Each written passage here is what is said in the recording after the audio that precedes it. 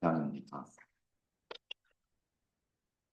증상이 어떤 게 있을까요? 증상으로 보면은 고열, 기침, 인후통, 두통, 근육통, 피로, 콧물 등 경우에 따라 폐렴 같은 합병증을 유발할 수 있습니다. 예, 인공지능이 답하는 것 같네요. 목소리 톤도 딱 인공지능 톤으로 딱 이야기하는데 호흡기 증후군이 나타나는 것이죠. 감기 증상인데 그거보다 좀 더 심한 증상들. 그래서 지금 독감 봤을 때 보면은 금방 이 증상이 뭐가 있다 했을 때 고열, 열이 좀 나는 거였죠. 그래서 열이 나면서 기침도 하고 콧물, 뭐 기침 콧물 날 정도 열이 그렇게 심한 건 아니었죠. 그런데 고열이 될 정도면은 그런 것도 벌써 다 지나간 과정. 그런 것도 후딱 지나가서 더욱더 심하게 돼서 이 폐에 직접 영향을 미쳐서 폐에 이 손상이 오는 이런 정도까지 됐을 때, 그것이 뭐 독감이다. 뭐 이렇게 표현했고, 특히 코비드19 같은 경우는 그런 초기 증상들이 없죠. 뭐 감기 처음에 걸렸을 때 지끈지끈 냉랭 뭐 이런 것이 없이 그냥 바로 잠복기 며칠 지나다 보니까 나도 모르게 갑자기 숨차고 막 호흡도 안 되고 기침 같은 이런 게 없이 그냥 독감으로 나오게 되는 이런 증상들이 있었죠. 그래서 요즘 나오는 독감 증상들은 대부분 보면은 이 호흡기 증후군 증상하고 열이 많이 나는데 이런 증상들이 있었죠. 자, 이런 독감이 문제가 되는 게 왜 문제가 된다 했죠? 독감이 문제가 되는 이유. 왜 이걸 그 정부에서도 막 독감을 없애기 위해서 노력하고 일반 사람들 독감 무서워하고 하는 그 이유가 뭐라고 했었죠? 건강내가 이유가 무엇일까요? 붕어처럼 입만 뻥긋 하지 말고 이야기했으면 돼요. 예. 해만 나는 대로 하면 돼요. 예. 전염성이 강해서 전염성이 강하니까 문제가 된다. 아닌 것 같아요? 예, 또 다른 문제는 뭐가 있을까요? 전염성이 강하고 예? 노인이나 어린이, 임산부 등 면역력이 약한 사람한테는 폐렴이나 기관지 등 심각한 합병증이 발생할 수 있습니다. 조금 더 다른 약간 비슷한 생각을 좀 더 깊게 생각하면은 그렇죠. 전염성이 강하면서 치사율이 높은 거예요. 면역력이 약한 사람들이 쉽게 걸리고 손상이 더 크잖아요. 그리고 또 젊은 사람들도 죽게 되죠. 그러니까 이게 정부 차원이나 이런 데서는 전염되는 거 솔직히 별 문제 없어요. 막 전염이 다 됐는데 다 이 코로나19 환자인데 지금 코로나19로 죽고 난 사람이 거의 별로 없죠. 그러니까 지금 어떻게 해요? 코로나19 걸렸어도 학교 나와. 병원 의사도 코로나19 걸렸어도 나가서 진료해. 그런 시대가 됐거든요. 그러니까 전염도 강하면서 치사율이 높으니까 이게 문제가 되는 것이죠. 이런 것이 지금 이 코비드19 같은 것도 전형적인 이 전염력이 강했고 치사율이 높았으니까 그랬죠. 근데 옛날에도 2000년 전에도 이런 경우가 있었어요. 감기랑은 지금 우리가 볼 땐 감기하고 증상이 비슷해요. 자, 의실을 춥고 떨리고 열나고 콧물 기침 나고 한다. 하면 이게 무슨 증상이 되겠어요? 이 정도 증상이면 거의 감기 증상이라고 볼 수 있겠죠. 기침하고 뒷목도 땡기고 아프면서 춥고 떨리고 기침하고 콧물 나고 재채기하고 하는 이런 부분들은 보면 어떻게 보면 감기죠. 근데 2000년 전에는 이런 증상들이 다른 사람들을 또 죽였어요. 전파력도 굉장히 강했고 치사율도 굉장히 높았어요. 그래서 상한론 서문에 보면은 상한론이라는 책의 서문에 보면은 상한론에서 자기 종족이 많이 살았는데 뭐 몇십 년 이내로 많은 사람들이 죽었다. 70% 이상이 죽었다.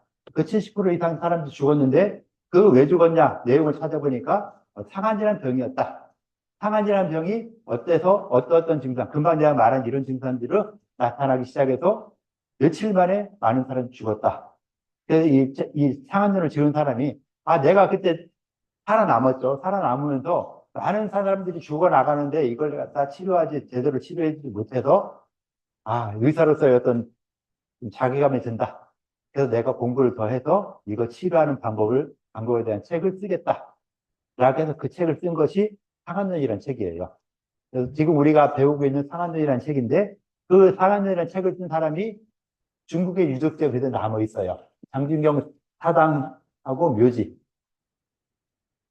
장준경이라는 사람인데 그 장준경이라는 사람이 묘지와 사당이라 해서 남양시에 중국의 남양시가 있는 남양시에 가면은 이렇게 있어서 이 묘지판이고 요 앞에 건물 큰 건물이고 요건 비석 요게 무덤이에요. 무덤 보면 좀 우리나라 무덤과 많이 다르죠.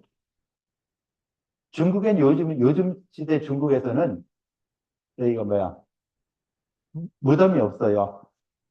모두가 다 화장을 하게 법을 이렇게 만들어 놨거든요. 매장할 수 있는 적 몇 군데 있어요. 어딘지 알아요? 매장이 가능한 지역. 그 사막이 있죠, 사막.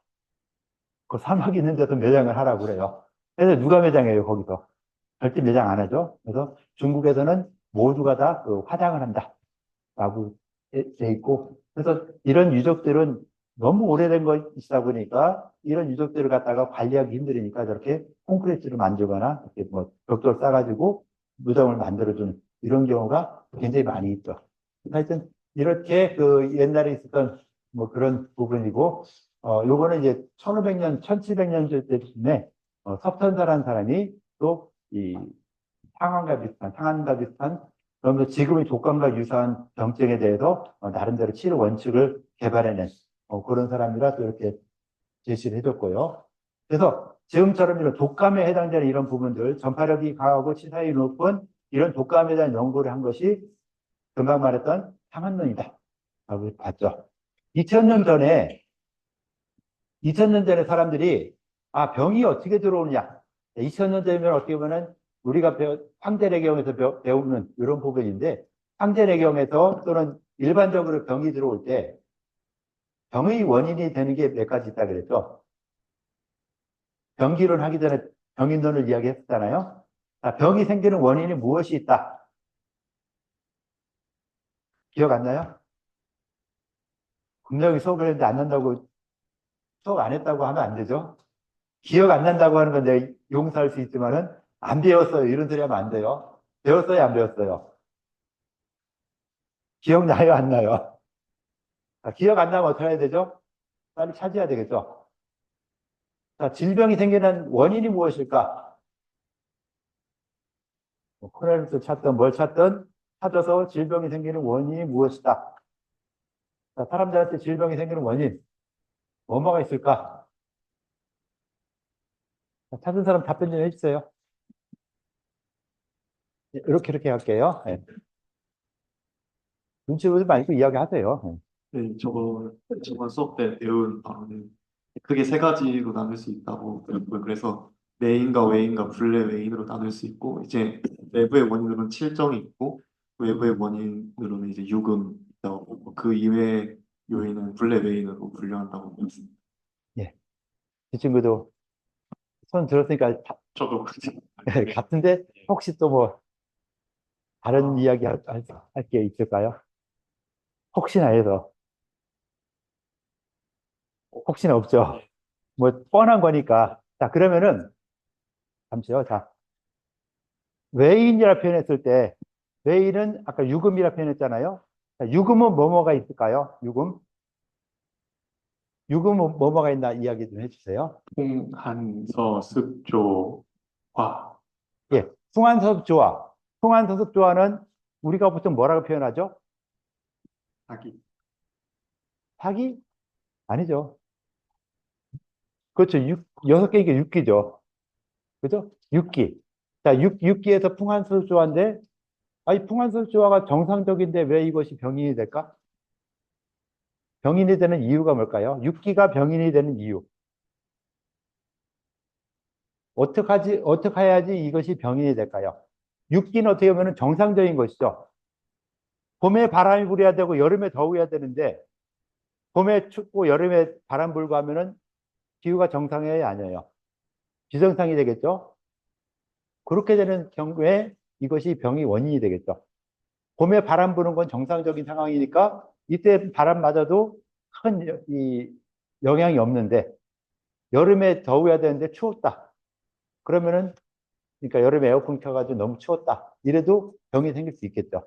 그래서 그렇게 외부로부터 병이 생기는 이런 것들을 갖다가 유금이라 표현했는데, 유금은 육기가, 네, 육기가 과하거나 불급하거나, 너무 지나치거나 부족하거나 했을 때 나타나는 이런 현상으로서 유금이라 표현했어요. 과불급. 육기가 지나치거나 부족할 때 이때 생겨나는 것을 유금이다라고 표현했었죠. 이런 유금이 그럼 외부에서 들어온다 그랬죠. 풍사가 지금 이 선복에 틀면은 바람이 불면서 내 몸에 침범을 하겠죠. 이렇게 병이 침범했을 때 어떤 과정을 거쳐서 병이 들어오게 되는가 하는 걸 생각해 볼 수 있겠죠. 지금 여러분들 생각이라면 병이 어떻게 들어오겠어요? 바람이 여기서 세게 불어가지고 병이 걸린다 했을 때 이 바람이 어떤 경로를 통해서 내 몸에 들어올까? 생각 한번 해보시죠. 검색을 하고 생각해서 답변 한번 해보시죠. 내부로부터 들어온 사기가 내 몸에 어떤 경로를 통해서 들어올까 하는 거 한번 생각해서 이야기해 주시죠.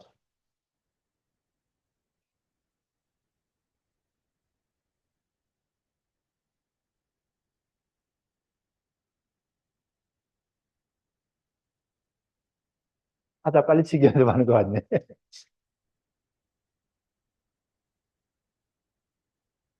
자, 사전사를 있으면 이야기 좀 해주세요.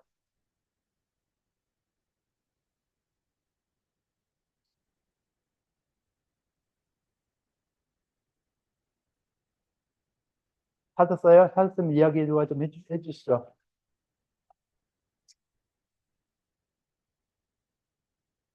마이크 좀 여기 있는데 찾았잖아요. 그럼 자신 있게 이야기 해주세요. 아직까지 검색 중이야. 후딱후딱 이야기 해야죠. 자, 찾았으면 빨리 이야기 해줘보세요. 누가 할래요? 찾아도 잘 안 나올 거예요. 그죠?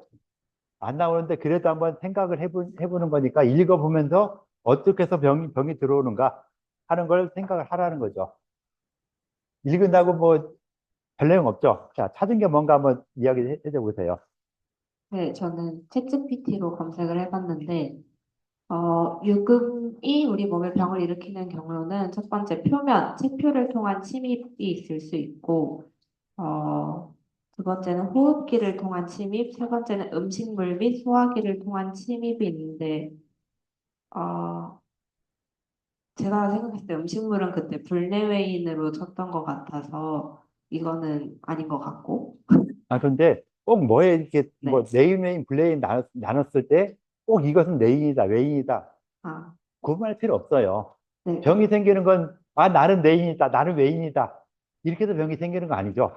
그러니까 우리가 공부하기 쉽게 하기 위해서 그냥 이런 식으로 편의점 나눈 것이지, 병이 들어오는 데는 뭐 내인이 필요하고 외인이 필요해요? 전혀 없죠. 내인, 외인이 같이 오는 경우도 있고, 그러니까 그럼 구체적으로 그렇게 막 거의 이 규정에 얽매일 필요는 없이 그냥 이렇게 들어온다라고 생각하면 되겠죠. 네, 그럼 계속 예. 말씀드리면 네 번째는 기공 및 경락을 통한 침입, 다섯 번째는 체온 조절 기능 손상으로 인한 네, 영향이 있을 수 있다고 합니다.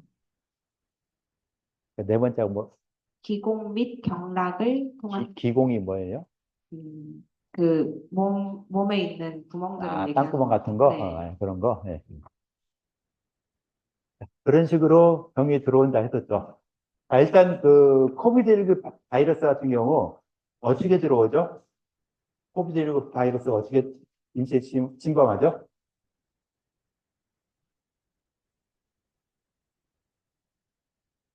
음, 자꾸 호흡기를 통해서 들어오는 걸로 호흡기 알고 통해서 호흡기가 어디예요? 좀 쉽게. 난 초등학생이라 호흡기가 어딘가 몰라. 코, 입, 입, 눈, 코, 입, 귀? 네. 네? 네 하면 안 되죠.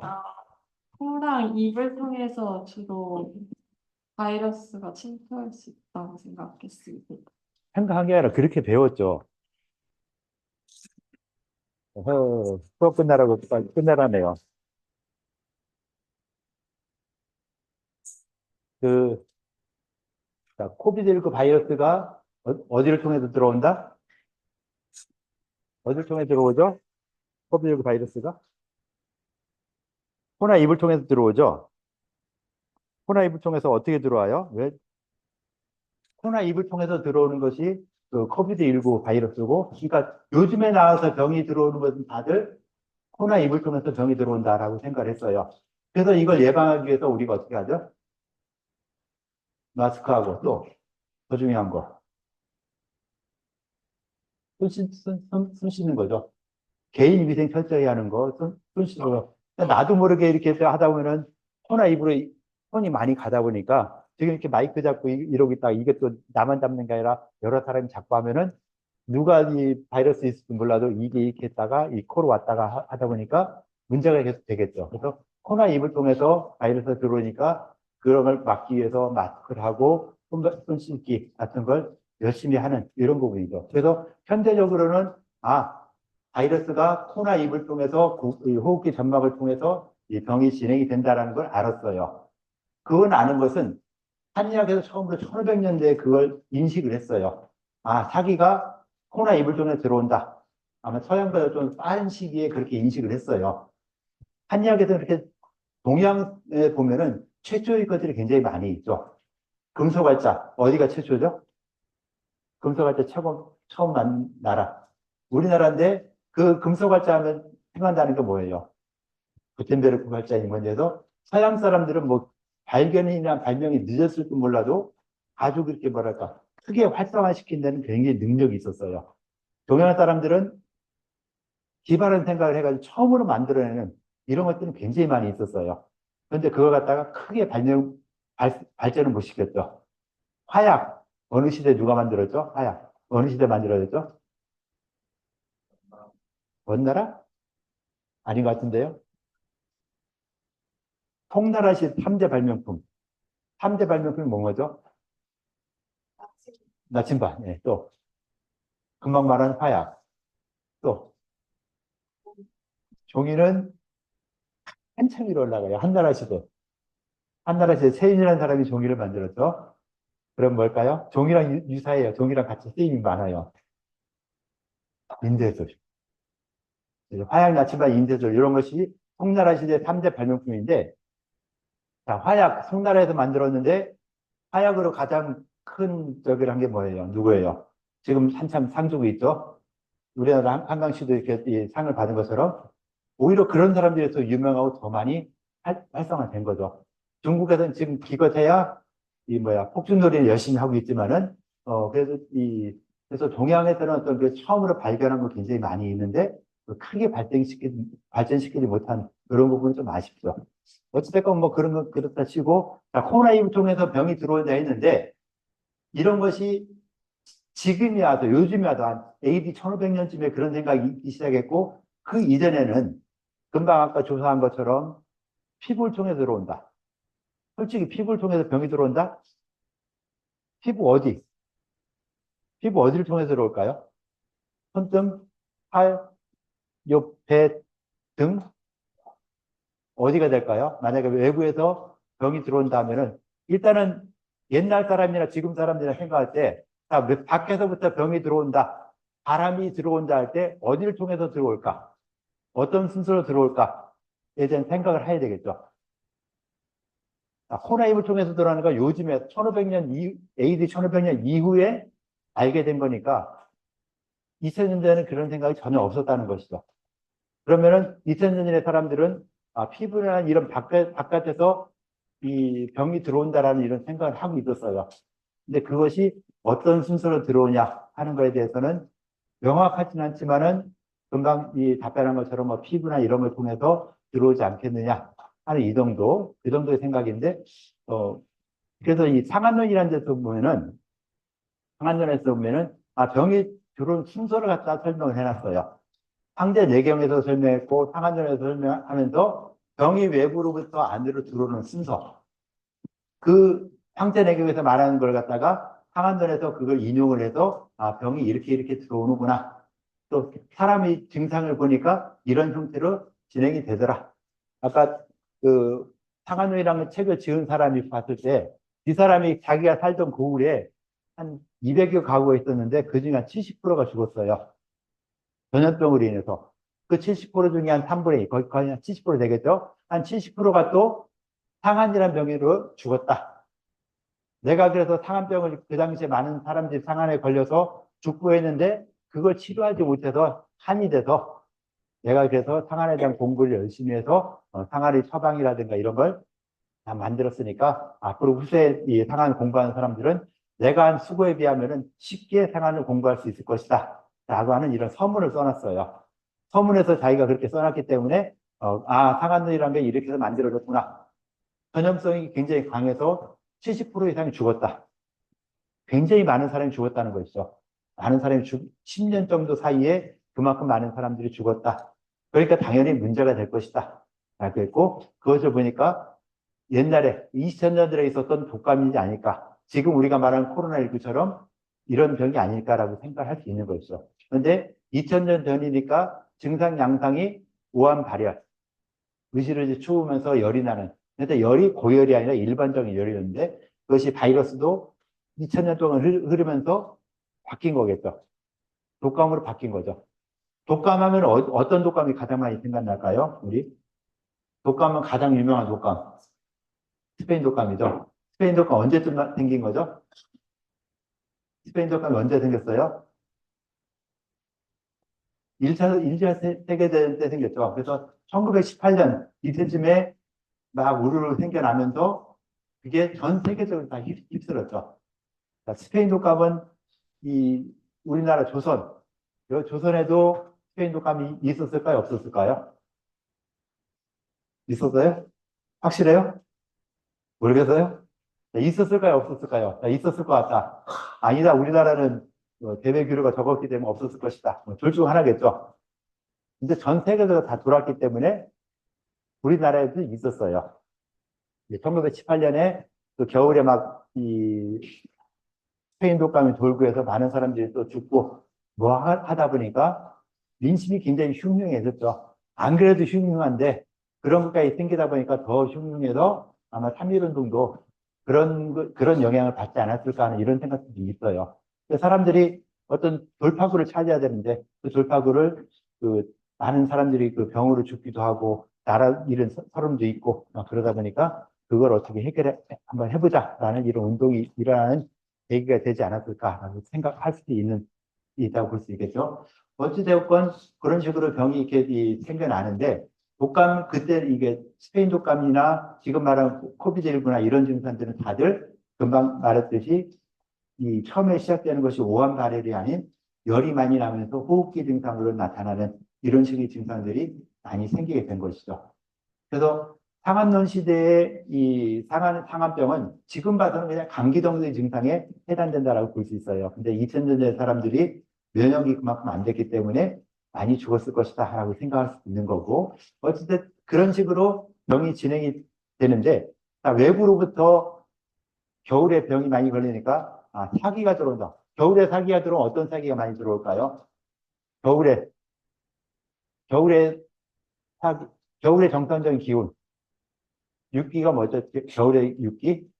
한사죠. 한이죠. 근데 이 한이 과하거나 불급하거나 하면 한사가 되겠죠. 그래서 겨울에는 날씨가 춥기만 한가요? 또 같이 있을 수 있는 거, 한하고 같이 있을 수 있는 다른 육기가 뭐가 있을까요?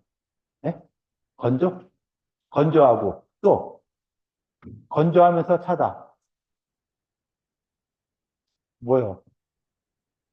자신있게 이러고 나오네. 미안한 듯이 좀 이렇게 가든지 하지. 아주 뭐 자신있게 막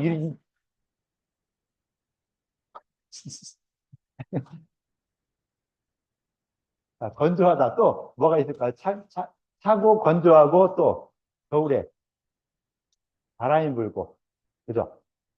바람이 많이 불죠. 건조한 것도 있는데, 바람이 많이 불어요. 그래서 보통 겨울에 병따에 걸린다 하면은, 풍한의 사기가 같이 들어와요. 풍한. 한의 사기가만 들어오는 경우는 별로 없고, 풍한의 사기 같이 들어오거든요. 풍한의 사기가 사람 몸에 딱 들어왔다 했을 때, 가장 먼저 손상받을 수 있는 부위, 가장 취약한 부위. 자, 지금 이렇게 내가 이런 옷을 입을 때 가장 취약한 부위가 어딜까요? 얼굴. 근데 얼굴에는요, 모든 경락을 봤을 때 양경이 다 흘러가는 부위라 해서 얼굴은 한겨울에도 마스크나 이런 거 안 하고도 잘 버티죠. 그죠? 그래서 얼굴에 내경에도 보면은 얼굴은 이 겨울에 이렇게 추위를 덜 느끼는 이유가 뭐냐 했을 때 모든 양경락이 모이는 곳이기 때문에 열이 많기 때문에 얼굴은 좀 그런데 취약하지 않다라고 하고 있어요. 그래서 얼굴은 아니고 또 다른데 그럼 어디가 더 취약할까요? 얼굴 말고 다른데 하면은 손발. 손발도 좀 취약할 수 있죠. 먼저 손발도 보면은 뭐 취약할 수 있는 이런 부분이 되고 또 다른 부위는 폐, 속으로 들어가서 겉으로부터 병이 오는데요. 장부까지는 생각 아직 안 했어요. 네? 목, 그 앞에 뒤에. 둘 다? 둘 다 또 앞뒤를 일부 구태여 나눴는데 둘 다 하면 또 그렇죠. 안목이 더 취약할 거다. 근데 실제로 보면 안목으로 해서 병이 시작될 때 감기 걸렸을 때 목이로 하면 앞에가 더 아파요? 뒤에가 더 아플까요? 앞에가 더 아파요? 기침 때문에? 보통은 뒤쪽으로 이렇게 이 머리가 아플 때 뒷목이 뻣뻣해지면서 뒤쪽으로 많이 가거든요. 그래서 병이 오는 이 순서를 봤을 때, 목 뒤로부터 병이 오는구나, 라고 생각을 했어요. 그리고 또 경락으로 봤을 때도 요 목 뒤에 보면은 풍지, 풍부 뭐 이런 혈자리가 많이 있어서 풍사와 관련된 혈자리가 굉장히 많이 있어요. 그래서 그런 혈자리를 통해서 사기가 들어온다. 어떤 사기? 풍한인 사기가 들어온다. 라고 생각을 했어요. 그래서 풍한인 사기가 목 뒤를 통해서 들어오면서 이 목 뒤로 흘러가는 경락이 족장 방광경이구나. 라고 해서 태양경으로부터 병이 시작된다. 라는 이런 생각을 하게 되는 것이죠. 그래서 상한론 시대에는 병이 처음에 시작될 때 족태양 방광경, 태양경을 통해서 병이 들어오고 그 다음에 조경의 위경인 앞쪽으로 가요, 병이. 그래서 처음에는 머리가 아픈데 목뒤가 아프고 뻣뻣해지고 오한 발열 같은 이런 증상이 생기는데 이것이 좀 시간이 지나면서는 막 열이 많이 나면서 몸살처럼 열이 나면서 이 앞쪽으로 증상이 나타난다라고 해서 이것은 앞쪽은 조경의 위경 흘러가는 부위이기 때문에 양면경으로 가는구나. 처음에 태양경, 뒤쪽으로 태양경 갔다가 그 다음에 양면경으로 가고 그 다음에 소양경으로 가는 거예요. 옆쪽에 있는 소양경으로 간다. 병이 진행된 순서를 그렇게 봤어요. 상한론에서. 그러니까 외부에 있는 사기가 들어올 때 어떻게 들어왔냐? 목 뒤를 통해서 피부나 이런 걸 통하는데 주로 목 뒤를 통해서 풍한의 사기가 들어오는데 이 풍한의 사기가 바로 들어오는 경락이 족장 방광경, 태양경이다 라고 생각했고 이것이 진행되면서 양면경, 소양경, 태음경, 소음경, 번음경이란 이런 순서로 진행돼서 바깥에부터 안쪽으로 병이 진행되더라 라고 생각을 한 것이 상한론이에요. 상한론에서 이렇게 병이 진행되는 단계를 쭉 생각을 한 것이 상한론에서 처음 시작한 게 아니에요. 내경에서 보니까 황제내경에서 소문연론을 보니까 소문연론에 금부열병자는 개 상한지비하라. 지금 무릇 열이 나는 이런 병은 모두 상한의 무리이다. 호기옥사하고 기사계 6일지간하고 기욱의 10일지상자는 하야오하라고 상자가 물어요. 한 6, 7일 정도 지나서 사람이 죽거나 거기서 혹시 살아나는 사람들은 한 10일 이상 지나면은 살아난다. 그러니까 6, 7일 사이에 죽는 경우도 있고 또 거기서 잘 해서 이 회복이 되면 한 10일 정도 돼서 회복이 되더라. 라는 이런 문장이 있는데 그것이 왜 그러냐? 라고 황제가 물었고 기백이 또 거기에 대한 답변을 해줘. 그래서 이건 상한병으로서 상한 처음에 병이 들면은 이런 식으로 부항통, 요척강이라는 증상이 나타나고 양명경에 신혈목동 나타나고 소양경에 흉엽통이 이동 그다음에 복말이 있건 부건설건이 그다음 번말이 낭축이라는 이런 증상으로 진행되면서 병이 진행된다라는 네 개의 문장이 있는데 이 문장을 인용을 해서 상한론에서 그 문장을 인용해서 태양경, 양명경, 소양경, 태음경, 소음경, 번음경이란 이런 순서로 병이 진행되더라 하는 것 갖다가 생각을 했고 거기에 따라서 내경에 나왔던 이런 이 증상보다 조금 더 자기 임상 경험을 보니까 이런 증상들이 더 있구나 하는 것 갖다가 추가해서 집어넣은 것이죠. 그러고서는 이거 1500년대 AD 한 100년 전후 이때 만들어진 거니까 1700년대, 1600년대 이때 또다시 요 상한의 육경이란 것이 있는데 육경에 대해서 의학인문학 책에서는 또 이렇게 좀 고쳐야 되지 않느냐 증상이 좀 변해가는 이런 과정들을 갖다가 설명해 주는 것이죠. 그래서 황제내경에서 말했던 거를 상한론에서 거기서 말했 이 임상 증상과 연결시켜서 아 이런 증상들이 있을 것이다 라고 해서 육경제강이라 해서 이 문장을 만들어줬어요. 굉장히 중요한 문장이에요. 이건 상한론에서 반드시 외워야 되고 외우는 게 아니라 이건 기본 중에 기본이니까 상한론에 저걸 모르고서는 상한론을 한다? 말이 안 되는 소리죠. 그래서 기본적인 증상, 지금 뭐 증상을 하나로 외우라고 하면은 굉장히 어려우니까 난 외우라고 안 한다 했죠. 한번 그냥 읽어보시고, 아, 이런 증상들이 있구나. 이런 증상들이구나. 하는 것 좀 개념 좀 가지고 계시고, 그러면서 이 병이 진행되는 과정을 이렇게 육경이라는 순서로 병이 진행된다. 그러니까 상한론에서는 이 육경에 따라서 변증을 하는 것이죠. 변증을 갖다가 태양경, 양면경, 소양경, 태음경, 소음경, 거름경이라고 변증을 하면서 또 태양경은 또 이렇게 나누고 경증, 부증 나누고 양면면도 경증, 부증 나눠서 좀 이렇게 더 구체적으로 나눠서 이야기하는 이런 부분들이 있는 것이죠. 그래서 상한론에서는 육경 변증이라는 걸 이야기하면서 육경, 이 육경에 대한 개념은 아직 명확하지 않아요. 어떤 사람들은 쉽게 경락이다 라고 표현하는데 경락도 아니에요. 경락으로 보기도 좀 어려운 면이 있고 그래서 육경은 과연 무엇이냐 뇌경에서 육경이라는 용어가 나왔으니까 그 육경을 상한에서 인용했었고 지금도 그냥 그대로 쓰고 있는데 그때 사람들이 육경이 무엇이냐라고 했을 때 경락하고 유사하네 경락을 봐도 큰 무리 없겠다 라고는 볼 수 있지만은 그것이 꼭 정답이다 이건 아니고 그래서 육경에 대한 논쟁도 굉장히 많은데 실제 환자 고친 데서 육경이 뭐냐 이거 큰 의미 없죠. 어떻게 해서 병을 더 잘 고치느냐 하는 이런 게 필요한 거니까 육경에 대한 논의는 뭐 안 하고 넘어가도 될 것 같고요. 이런 식으로 병이 진행되는 것이 이러한 병이 어떤 병이다? 상한론에 나오는 상한병이다. 라고 하는 것이죠. 그래서 상한병이 육경이라는 이 변증을 가지고 한다. 그럼 육경에는 뭐뭐가 있느냐? 육경에 뭐뭐 있나? 자, 요거 한번 소리내서 읽어보실까요? 자, 여기 소리내서 읽어보세요.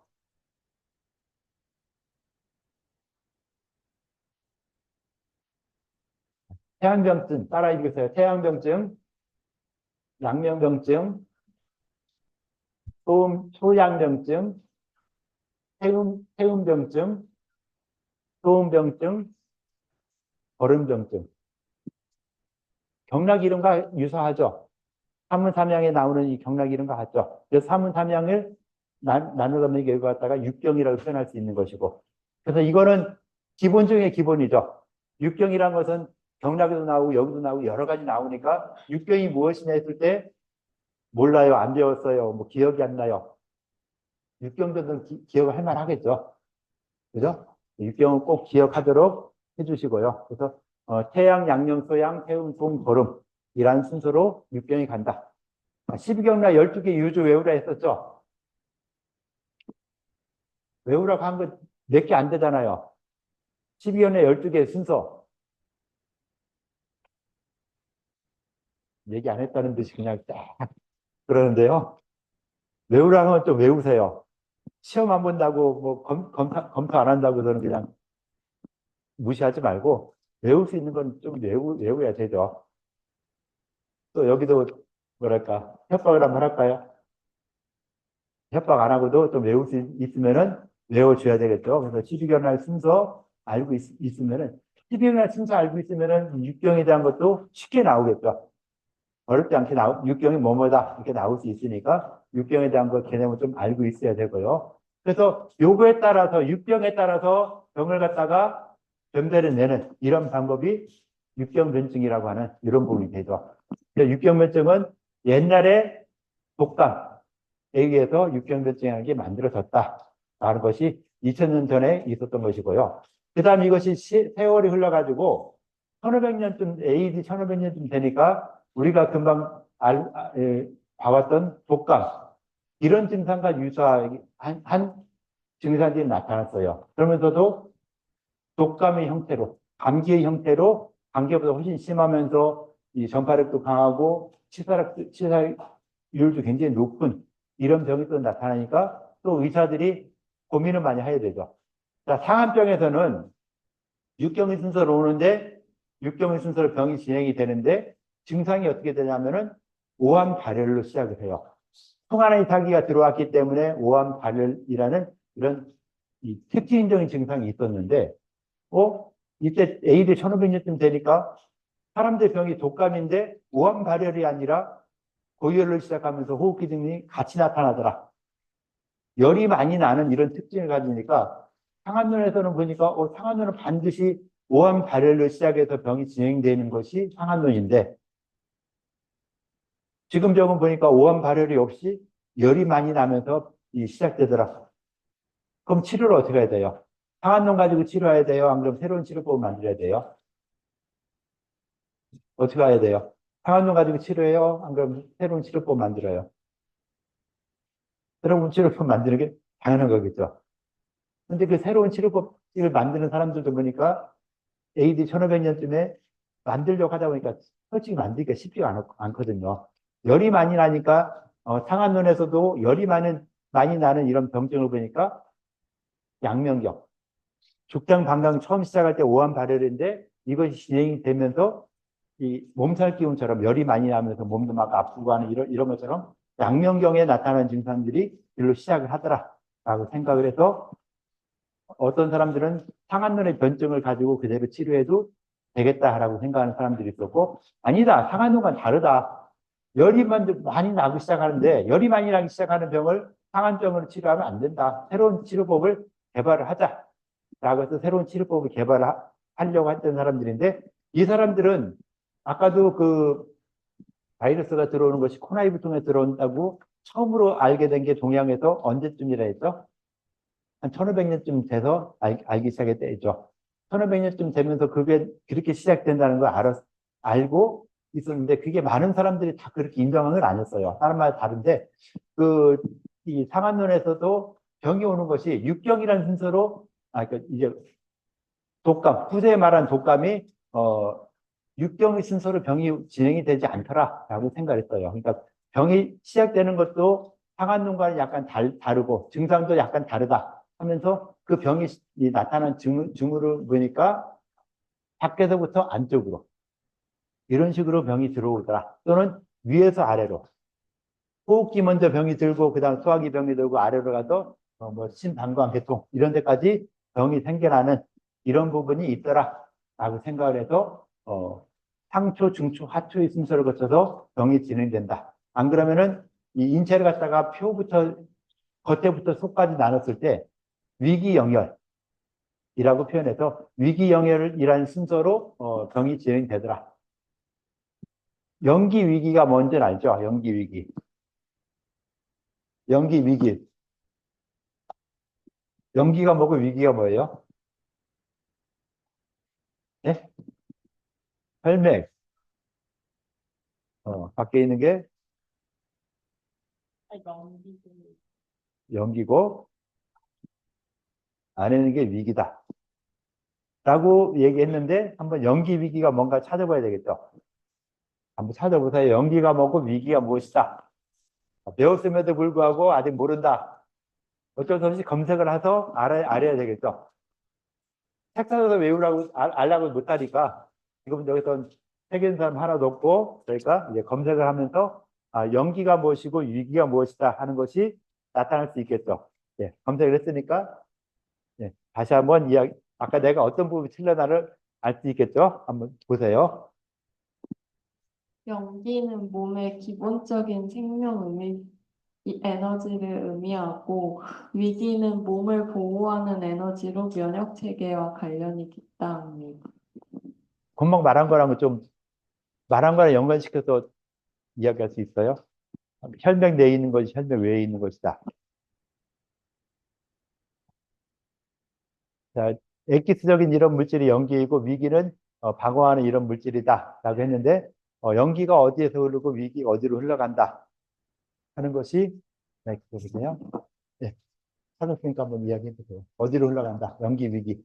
연기는 주로 혈액과 함께 순환하고 위기는 외부 상해를 방어하기 때문에 바깥에서 순환합니다.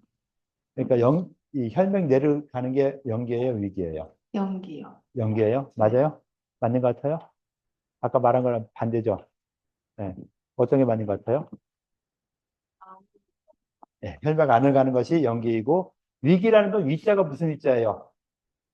무슨 위자인가 빨리 찾아서 이야기하세요. 네? 지킬 위. 지킨다, 방어한다. 그런 것이죠. 방어하는 거니까 우리가 방어선을 어디다 줘야 돼요? 서울에 줘야 되나요? 안 그러면 휴전선에 줘야 되나요? 휴전선이 가장 바깥쪽에 줘야 되겠죠. 내 몸에서 가장 바깥쪽에서 외국이 사기를 갖다 막아내는 이것이 위기이다. 라고 하는 것이죠. 그래서 바깥에 들어오는 사기가 막아주는 것이 위기이고, 또 연기는 그 위기가 제대로 활동할 수 있도록 군수물자를 보내줘야 되겠죠. 안에서. 군수물자 열심히 보내줘야 되고. 그래서 위기와 연기에 나눠지고, 그 다음에, 기혈, 기와 혈, 이렇게 나눌 때 보면은, 기와 혈도 좀 구분이 가능하겠죠. 기는 어떤 역할을 하고, 혈은 어떤 역할을 하는가. 나올 수 있겠죠. 그래서 나오는데, 이걸 갖다 네 가지를 합해서요. 위, 기, 영, 혈이라고 표현했어요. 체표로부터 체내를 봤을 때, 가장 바깥에 있는 것이 위다. 그 다음 그 바깥에 위고, 그 다음 단계에 있는 것이 기. 그 다음 영, 혈. 이런 순서로 바깥부터 안쪽으로 들어온다라고 생각을 해서 이걸 갖다가 위, 기, 영, 혈로 나눠서 변증을 하기 시작했어요.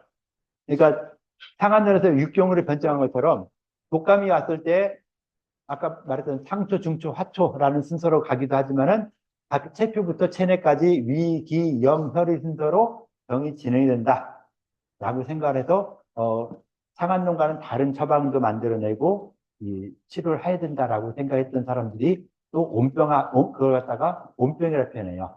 온병이라 표현하는 것은 상한론 같은 경우는 풍환의 사기가 들어와서 오한 발할로 시작되는 이런 증상이니까 탄 것이 위주였죠. 그런데 지금 독감은 보면은 탄 거란 증상은 전혀 없어요. 겨울에 주로 걸렸지만은 차다는 이런 느낌보다는 오히려 열이 많이 나는 이런 거니까 그 병 이름도 온병이라고 이름 지은 것이죠. 그래서 상한용과 온병 두 가지 다 독감인데 시대적인 차이에서 그러니까 뭐야? AD 100년쯤에 나타났던 이런 병이냐, 1500년대에 나타났던 병이냐에 따라서 똑같은 독감이지만은 그 증상이 양상이 전혀 다르게 됐다. 그래서 거기에 대한 변증, 그 병을 갖다 보는 관점도 육병이라는 관점으로 보거나 위기영열 또는 이 삼초라는 이런 개념으로서 병을 구분했고 치료하는 방법들도 많이 다르게 치료를 하게 되는 것이다. 라고 보는 것이죠. 그래서 이 육경 변증을 이렇게 이야기했고 이거 뭐 여러분들 나중에 상한론을 하게 되면 무조건 다 알아야 되는 이런 부분이니까 내가 그쵸 여기서 떠들 필요 없죠. 자, 그래서 온병을 보면은 위분, 기분, 명분, 혈분을 통해서 병사가 이렇게 진행된다라고 하는 것을 이야기를 하고 있어요. 그래서 나중에 가서 다 알게 되는 이런 부분이고요. 그래서 위기영열로 나눠서 변증을 하는 이런 부분도 있고, 그다음에 3초라고 해서 병이 위에서부터 아래로 가장 먼저 병이 들면은 호흡기 증상으로 오고 호흡기 증상이 좀 더 심하게 되니까 소화기도 오고 그다음 더 밑으로 가서 그 간신 같은 걸 다 손상돼서 내부 장군 다 손상시킨다라고 하는 생각들을 가지고 있던 것이 온병이었고 온병 같은 경우는 열이 많이 나는 이런 증상이다 보니까 이 치료하는 처방들도 이 상한 처방보다는 좀 더 독하게 나오면서 또 실제로 지금 이 코로나19 같은 이런 병에도 이 온병의 처방을 많이 쓰는데 여기에서 실제 그 소염작용이 있는 이런 약제와 열을 내려주는 이런 약제를 갖다 많이 쓰면서 그 소염과 그 증상을 완화시켜주는 이런 처방들이 많이 활용이 되고 있었죠. 그래서 그 처방들이 지금도 많이 활용을 하고 있고 실제로 코로나19 걸렸을 때 한약으로만 치료하고 있는 이런 사람들도 어차피 바이러스 치료는 잘 안 되니까 바이러스 치료는 그냥 놔두고 증상을 갖다 완화시키고 하는데 많은 도움을 줬던 이런 부분이 있었던 것이죠. 그래서 이런 식으로 그 변증하는 방법들이 위기영열이냐, 삼초냐, 또는 육경이냐, 요에 따라서도 많이 달라지는데 이런 것들은 대부분 다 그 전파력이 강하고 치사율이 높았던 이런 병에 대한 좀 심각한 병에 대한 연구를 하게 된 것이고, 거기에 대해서 이 시대적인 차이에 따라서 육경으로 변증을 하기도 하고, 그 다음에 좀 더 알고 하다 보니까, 아, 사기가 코나 입을 통해서 들어오니까 코나 입을 통해서 위로부터 아래로 이렇게 점점점 진행이 되더라. 나가는 거를 자연스럽게 알게 됐고, 그거에 따라서 3초라는 식으로 변증을 해서, 변증을 하니까 훨씬 더 좋더라. 라고 생각을 하는 그런 부분들까지 있게 되는 것이죠. 그래서 그런 식으로 변증을 하는 그런 부분이 있는 것이었고요. 그래서, 외감열병에 대한 변증, 그러니까 변증이었는데 외감열병 변증을 육경과 3초와 이 위기영열 이렇게 나눠서 변증에 관련되는 부분을 이야기했다라고 볼 수 있을 것 같아요. 그래서 이 부분은 굉장히 중요한 부분이니까 여러분들이 토론을 하지 말고 그냥 내가 직접 이야기해 준 거라고 보면 되고요. 상한눈 온병, 우리가 그 한의원에서 굉장히 많이 활용해야 되는 이런 부분이 되기 때문에 뭐 지금 이렇게 간단히 배우지만 나중에 임상 과목 가서 상한눈 온병 같은 거 좀 제대로 공부하면서 열심히 좀 공부할 수 있도록 이렇게 부탁을 드릴게요. 자, 오늘 수업 여기까지 할게요.